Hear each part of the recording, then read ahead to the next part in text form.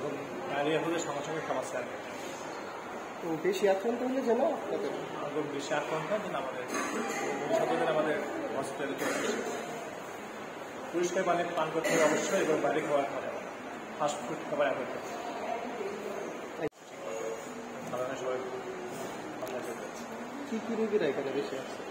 Sorry কী কী মানে কি পেশেন্টরা আছে, বক্স রোগী আসে, টিটেনাস রোগী আসে, ওপেন কেস টিবি সেগুলি আসে, ওগুলো এখন কমে আসে। এই যে প্রচুর